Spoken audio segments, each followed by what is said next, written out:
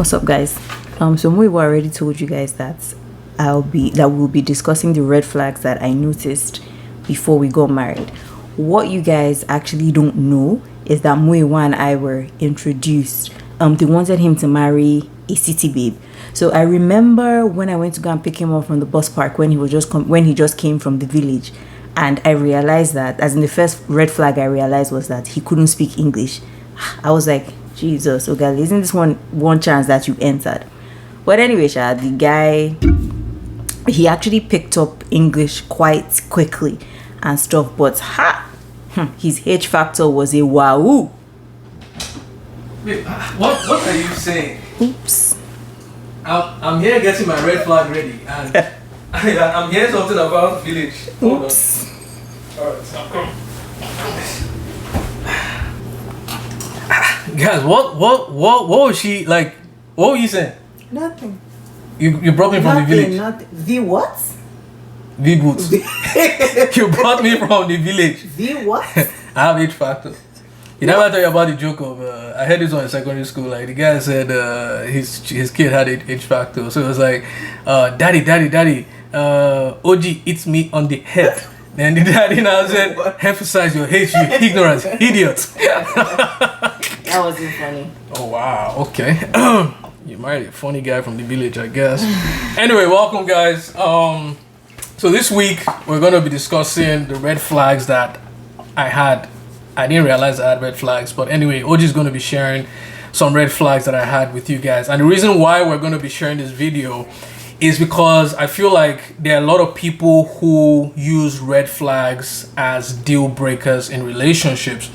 All deal breakers are red flags, but not all red flags are deal breakers. Yeah. So, and I remember a funny story. I shared this on Instagram early this week where I'd taken this girl to a house party when I was still in the world. And, interacting with this girl, I'd known that she had some Raz tendencies.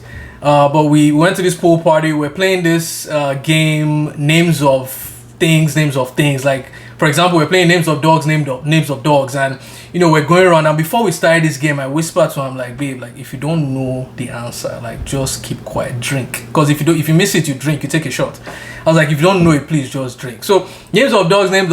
Someone said bulldog, Doberman, Alsatian. He now came to us. She now said shawarma. I said my life has finished. I think she wanted to say chihuahua.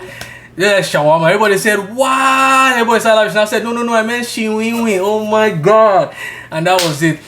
But I was thinking about that early this week, and I'm like, what if that was the girl like God had for me? She wasn't, but what if? Like, would I have allowed that moment of embarrassment stop me from fulfilling God's will for my life? Because I feel like that's what a lot of people do. Because of one thing that we don't like, we cancel the relationship as opposed to ignoring it. And I know that a lot of people see us and they're like, man, you guys were made for each other. Your relationship just works and blah, blah, blah. But there were a lot of red flags that we had to ignore. She's going to be sharing some of those today. So we'll see you guys after this one.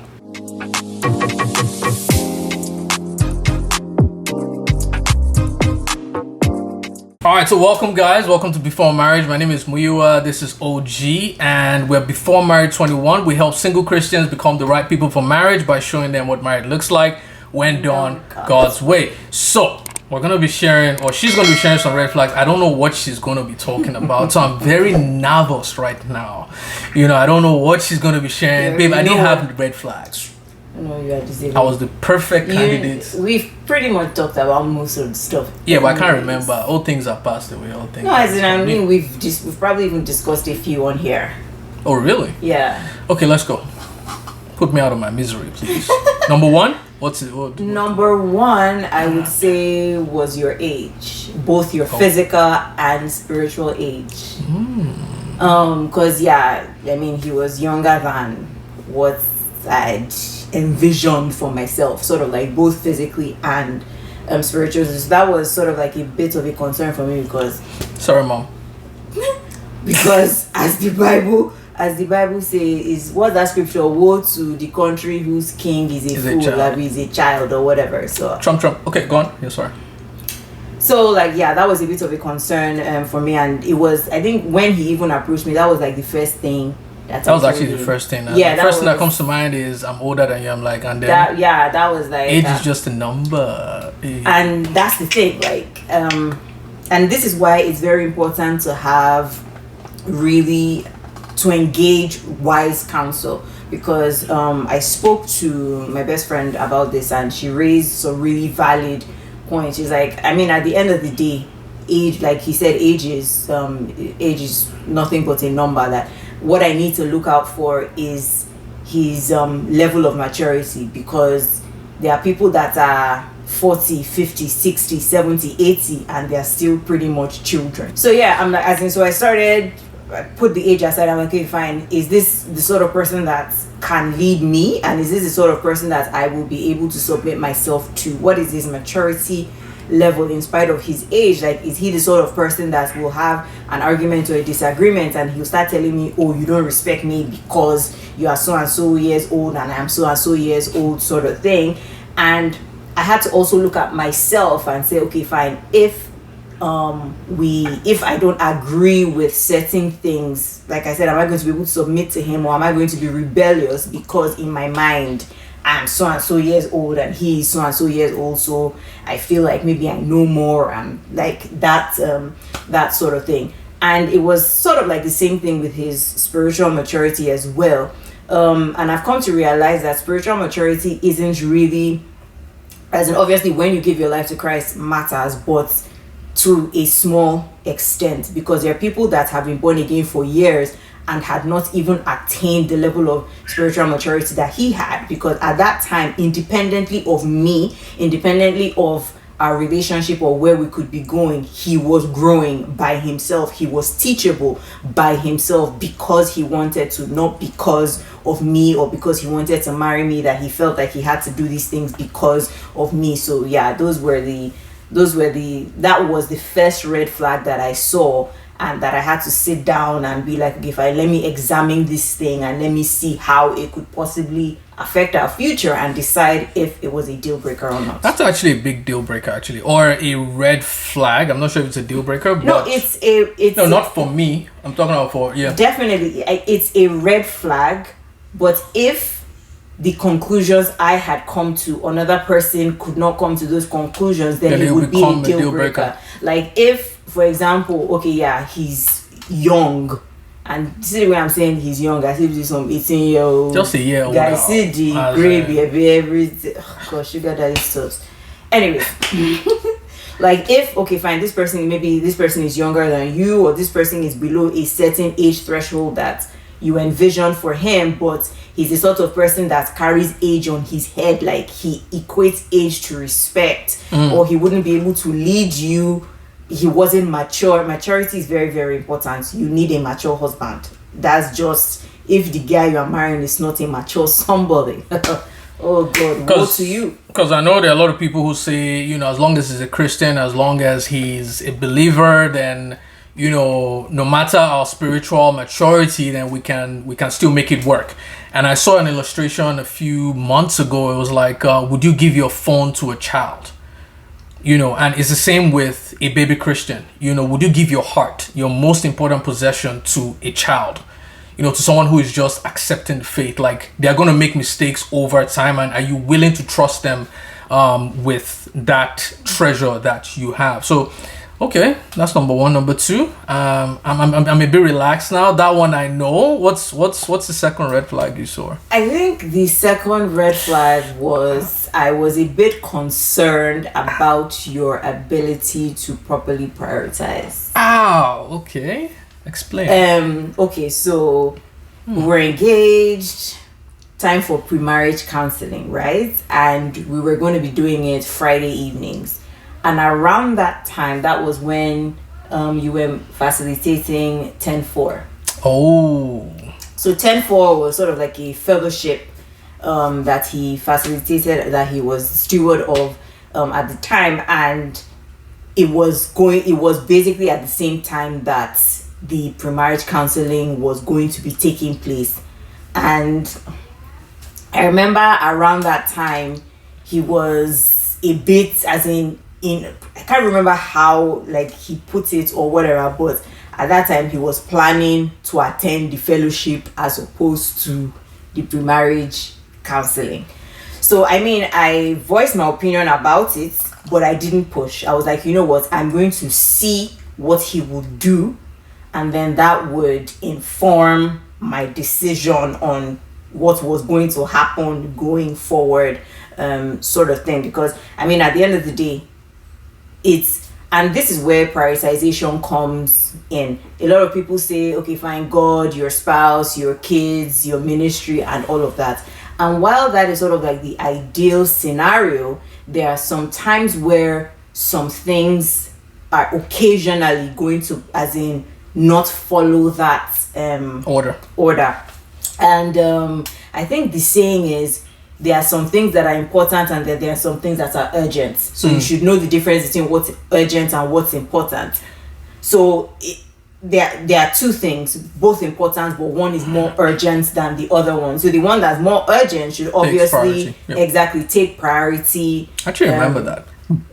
But in my defense, I did not take that marriage counseling serious because it was a prerequisite for getting married, not really a pre-marriage counseling session, because we had already decided to do Daystar, but because we had to get married in your parents' church, we had to do Catholic pre-marriage counseling, which, to be honest, we didn't really learn much. We learned Billings method. That was it. But that was, and for me, like, I'd already started this fellowship, which I was a steward of. I was responsible for certain things. And I guess that is why, you're right, like, it's still a prerequisite to getting married, so that takes priority. Exactly. But in my mind at the time, that was where I was. I'm like, this is more important than this. So it's funny, we're just listening to this now, like, we need to both decide on what important is. For me, it wasn't important. To you, it was. So I guess that was where that's the thing. Like, we were both on the same page in the sense that I didn't rate the pre-marriage counseling because, I mean, we've probably said on here before that I had to organize the pre-marriage counseling for both of us. Like, because at that time, I was attending Daystar, so I was a Christian counselor at Daystar, Christian relationship counselor at Daystar. So I was exposed to a lot of resources and stuff. So we ended up doing our own pre-marriage counseling based on those like resources that I had and stuff. We didn't really, but the fact was, if we wanted to get married at that church, we needed to do their own marriage counseling. So to me, it was a red flag that, okay, fine, are you, regardless of your feelings or your opinions or whatever, are you going to be able to properly prioritize certain things that need to be prioritized in a certain... Is number 3 red flag related to this? Go on, what's number 3? Actually, how many more do you want me to share? Because I have 2 more. So as in, okay, no, as in which one to pick? Go for the 2. Don't worry. Go for the 2. Okay, the third one we've already discussed on here, finances, right? That was obviously a red flag because I'm like, okay, fine, I'm marrying this dude. We're going to bring children into the world and all of that. Like, his finances are not where I would want them to be, or where even he would want them to be, and stuff like that. But I had to look beyond that, because at the end of the day, there are people that have gotten married to exceptionally wealthy people, and overnight your money just disappears. There are people that, like, how did you get your money? There are people that inherit. I heard about somebody that inherited 64 million naira, and in like a year and a half the money had disappeared. Like, there was like nothing to show for it, sort of thing. He's not driving Uber. Like, so for me, I had to look at him. I had to ask myself, does he have the capacity to generate and maintain wealth? That was what was important to me, because observing him, I knew that he was not a lazy person. He was actually a very hardworking person. Just that, unfortunately, at that time, he was working very hard, just not very smart. And he was also very teachable. So he was open to learning new and better ways to do stuff. So these were the sort of things that I was looking out for, that I'd be like, you know what, this guy he's not going to be a poor somebody. I was thinking about it this week, and I'm like, I don't think I would advise anybody to take that leap of faith. I don't know. We had our own conviction Obviously, yes. Apart from that, I think that is what made us confident enough to make that decision. But if I were advising anybody, I don't think that is the best thing to do. I feel like, biblically speaking, God had created, like, and I was listening to Miles Monroe's sermon earlier this week. The first place you should meet a man is in God's presence. Number 2, he needs to be working, because Adam was in God's presence. God had already given him work to do before he brought the woman to him. So yeah, I guess I was working. I just wasn't generating income. So you need to have those two things before you, because money is actually very, very important. Yeah, money is definitely very important. And I feel like did we do a whole video? We did. So check out, we're going to put the link here, how I got married to her with just $50 to my name. It's going to be here. Check it out. Because that money thing is very, as in, there are so many things to look out for. Like, there are people that they are like, we find the guy has to have 10 million in his account. Somebody says he has to have 50 million. He has to have a house. We have to have 5 holidays in a year, that sort of thing. So that it's a bit, I mean, standards and preferences, I guess. Okay, number 4. So number 4. You're not getting it. I thought you were going to mention some, but go on. Let's hope you miss it. Actually, I have 2 more. Jesus, what? Sorry, they keep, as in, they actually just coming quickly. in.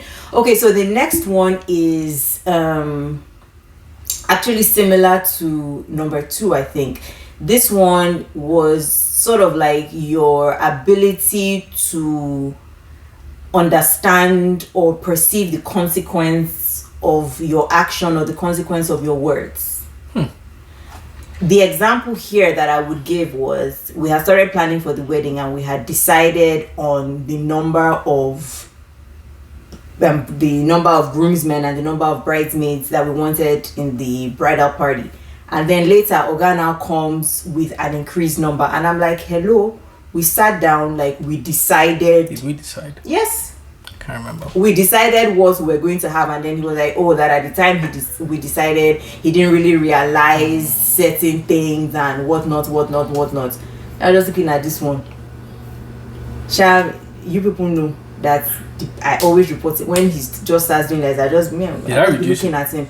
You didn't reduce it. God reduced it now. When I took it to God, I was like, God, we have agreed on something. This guy is now coming. Oh, someone dropped out. Someone now dropped out. You know, a few people now dropped out of in my defense, that's true. In my defense, and this is where understanding the peculiarity of a relationship is very important, because I learned early on that with OG, she takes words really serious. Very serious. Like when you tell her A is A, like she's expecting A to be A forever. I don't know how. And for me, I'm saying A with the option of if I see something better, I can change to a B, and it can change to a C if something comes up that is better as well. So I remember with this one, I know there was something else as well that we had an argument over, where you're like, but you said this before, and I just learned early that if I'm not extra sure about something, I'll just tell her, I don't know, I don't have an answer for you right now. I need to think about it, and then I'll get back to you, so that whatever decision I'm making, I know that I'm sticking to this regardless. But yeah, I think and that was why that didn't become a deal breaker for us, because there are some people that will be like, you know what, this is who I am and stuff like that. But he understood that, you know what, if generally, because I believe it's for everybody, like even if you say A with the option to change to B or C, say I am saying A, but I'm reserving the option to change to B or C, because it shows, as in, it boils down to integrity. That, you know, you're a man of your word, sort of thing. So it would have been a deal breaker for me if I think we had a discussion, because as we're talking now, I remember myself driving home and I'm like, geez, like, what was that? Because I think we had a discussion and you're like, I need to be able to trust when you say this. And I was like, God, she just challenged my whole manhood in one sentence. And I was like, but I guess this is what you say, I was teachable, because in my mind I was like, what am I actually supposed to be? Like, my word is supposed to be my bond as a man. Yeah. So even though it hurt, I was like, this is something I need to improve on. And that was where the whole coming to you with, you know what, this is what I'm saying right now, or I don't have anything to say right now, but give me time, let me think about it and get back to you. As opposed to, I feel like a lot of men deal with this, where we feel like we need to have the answers to everything. So when your wife comes to you with this, you immediately look like the problem solver, and then later on you're like, geez, I think I made a mistake, let me change it. she may not react at that point, but you're actually reducing the trust that she has on your word. So that's something I've been able to improve on going forward. What's the last one? Okay, the last one now was, it had, how would I even describe it? It had to do with his with regards to conflict resolution, like how he dealt with resolving conflict. Because I know that a lot of people, and I would advise this as well, like, don't tie yourself to somebody that you haven't had a disagreement with. Like, you have to know how that person resolves conflict, not that you enter marriage and you just go and meet what you don't understand there and stuff like that. So, like, in the beginning, he was a bit, these people that would just tight it to their chest, now be giving you attitude. And I'm like, what doing this one? That? Attitude? Attitude. No, no one has H factor. Attitude. You have TH factor. Attitude. And I'm like, what's doing this one? Aren't you supposed to be resolving something? Now be making someone feel uncomfortable. I remember one time, I'm not going to say what happened, Sha. And I went to his house that evening after work. They was not giving me attitude. And I just packed my load and went home, sort of thing. I'm like, I was not thinking that, okay, can you deal with this? Because in terms of, like, the way I dealt, I'm a non-confrontational person. So when he now started making me feel uncomfortable and stuff, I will now start questioning, like, did God really tell me that this is the person that I'm supposed to be marrying, sort of thing? Jeez, you haven't mentioned one red flag. For real? My attitude towards the marriage, towards the preparation for marriage, was really bad. Yeah, as in, but I think we've discussed that quite a lot. So we've discussed that, we've mentioned that before. No, I don't think so. Like, everything was it. Well, to be honest, like, it was a symptom of a problem, because most people didn't know that I didn't have money at the time. Okay, so there were a lot of, and with the Nigerian tradition, you have to go and meet a lot of family members everywhere. You're not going empty-handed. You're going with alcohol. At this point, we wanted Hennessy for like 8 families, and in my mind, I'm like, like, these people don't realize I'm trying to save money for rent, and I'm spending all this money on drink that I don't even believe in. So my whole attitude towards the whole pre-marriage preparation, like I said, like, I think, as in, and that's probably why it wasn't why it you wasn't understood. Okay. Exactly, because you understood what most people didn't. I understood where it was coming from. So for me, I think that would have, if my attitude then was somehow, that should have been a red flag for you. That would I be an understanding person, because I had sort of like background information that a lot of other people didn't have, sort of thing. So I knew that he was trying to, like, the money that he did have, we had rents, as in things that we wanted to do, and so all your family members just stayed outside Lagos.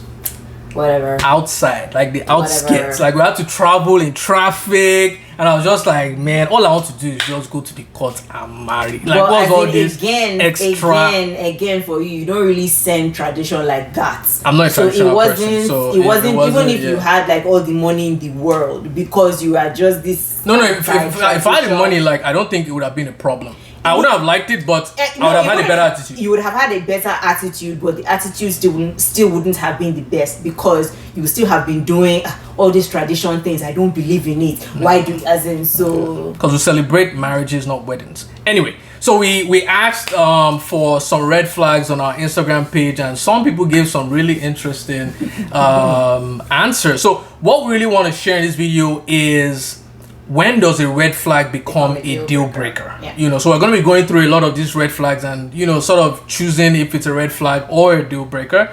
So the first one is, he insisted he had the right to slap and beat up his younger sister. That deal breaker.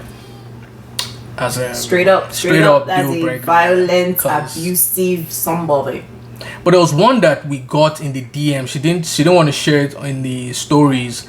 But she was talking, actually, before we get to that one says, one time this babe talked about once saved, forever saved. It doesn't matter if you keep sinning. Is that a red flag or a deal breaker? Deal breaker. Yeah? No red flag? Actually, well, it's, at the end of the day, they're all red flags. But I think what it is, okay, you that know better, share your knowledge with the person. If the person does not change, then that's a deal breaker. I feel like the difference between a red flag and a deal breaker is kind of like a house, you know. If the doors are bad, if the walls are bad, they don't condemn the whole building because the walls are bad or the windows are bad or the roof is bad. You know, you can always replace those things. But if the foundation is bad is when they can take it away. So this once saved, always saved, and I can keep on saying is a foundational problem. Like she said, if you discuss it with the person and the person still because that's a belief problem. That's their spirit. Is a dysfunction in their spirit. You know, they don't believe the same thing that you believe.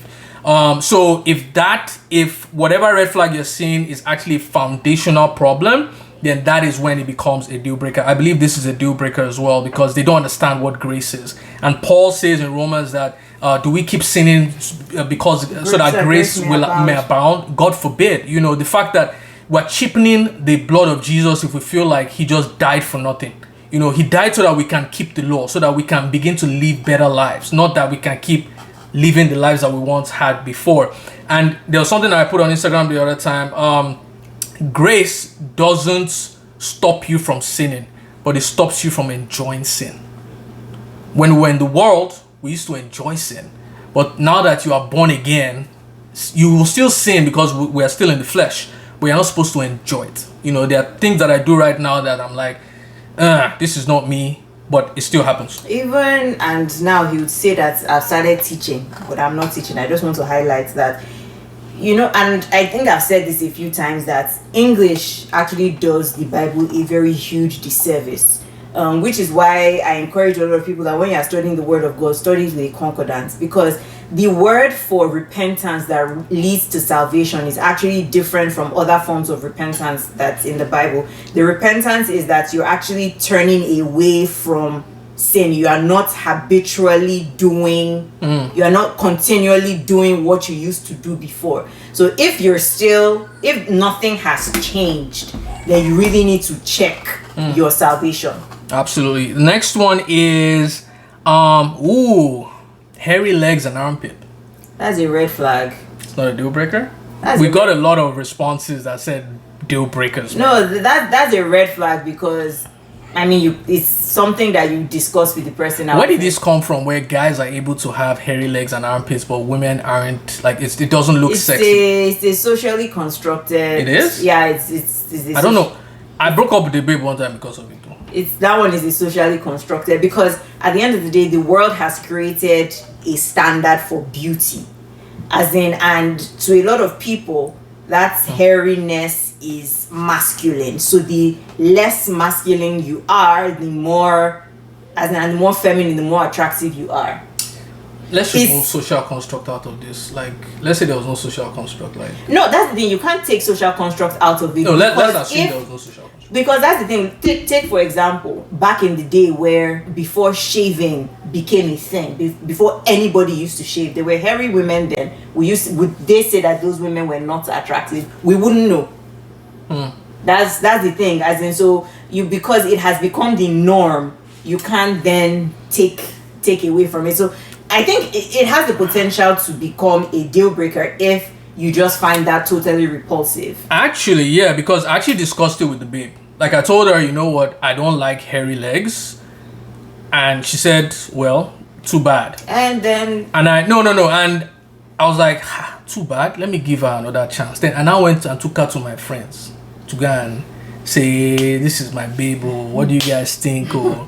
And then she was wearing scared that day and I was like, God, I hope nobody notices. And then everything went well. She left. And then my guy, Toby came, he's like, guy, but you always talk about our girls, she don't have hairy legs. And I see your babe has hairy legs. And something died. Like I just said, it can't work.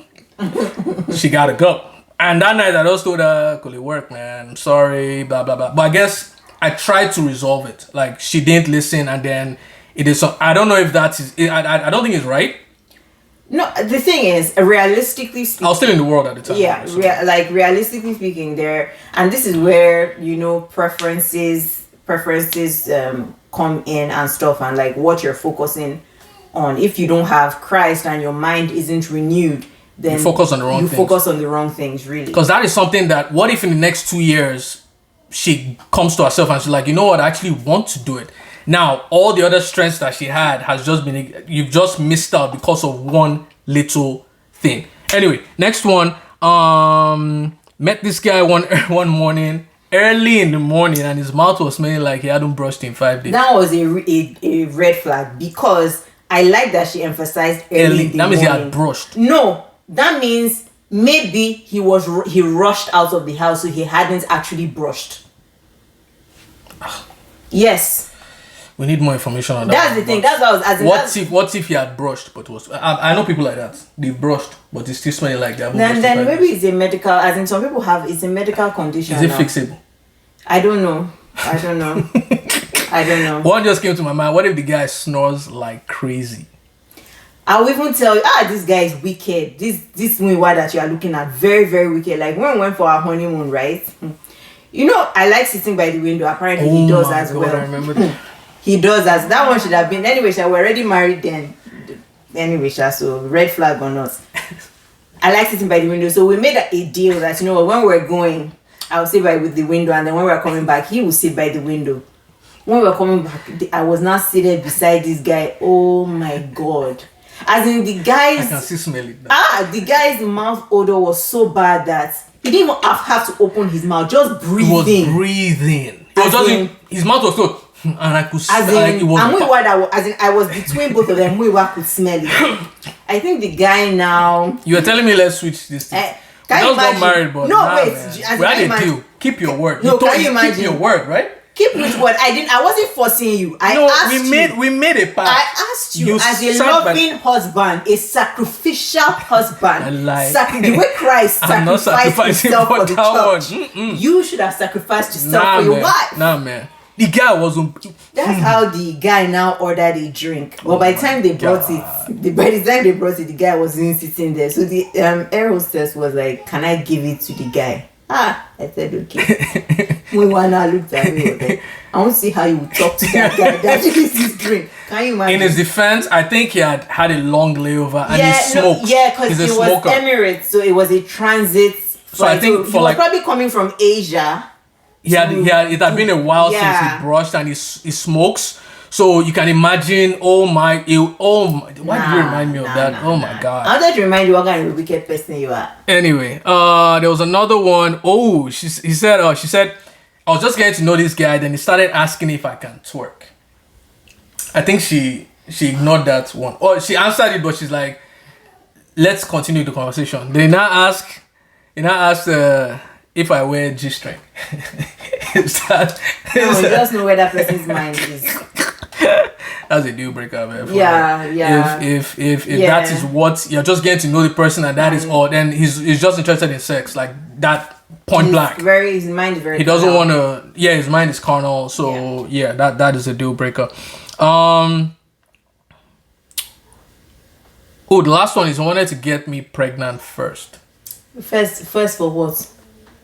Before what? Anyway. Okay, actually there was one I started with at the beginning of this. So we got this one. She said the deal breaker for me is abuse. So he's verbal. In fact, we had already started premarital counseling and we're 8 to 9 weeks to completion. Dude started getting abusive during quarrels.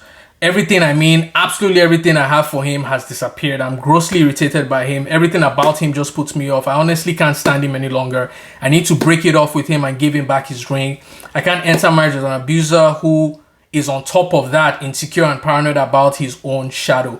And this one was the reason why I want to share it is I asked her afterwards that, didn't you see the signs before? And she was like, she didn't see anything until the pre-marriage counseling. And it got me thinking, there are a lot of guys, and this is why we always advocate for you dating for some time, because there are a lot of people who can hide these things, but over a certain period of time, a year, 18 months, they cannot hide it. I feel like because they have started pre-marriage counseling, he had thought, this is my wife, is already, I have her already. So, because there are guys who change in between. When they feel like they are loaning a car versus when they have a car, there are two different attitudes there. I somewhat agree to that. That's obviously one way to look at it. But I feel like a lot of times with regards to red flags and deal breakers, a lot of people don't see, not that they don't see the signs, they see them but are not able to properly interpret them, because this guy could have been abusing somebody else. But because he's not abusing you, he doesn't come across as an abuser. That sort of thing. A lot of people don't realize that.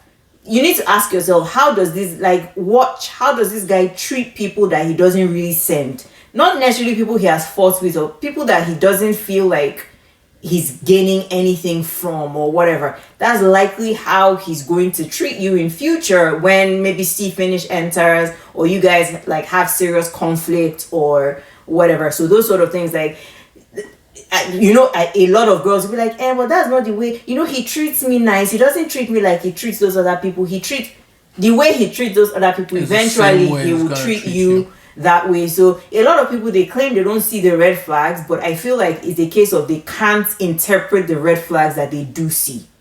Perfect. So finally, I feel like a lot of us will look for red flags in people while ignoring the red flags in ourselves. So you that are looking for the red flags, what red flags do you have as well? It's time to take, that internal audit to see what could I be doing that could be putting people off.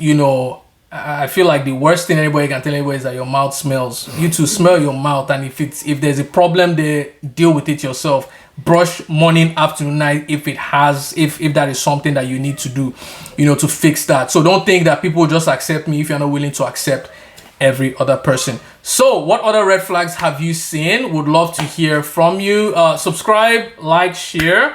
Till next week. See you guys.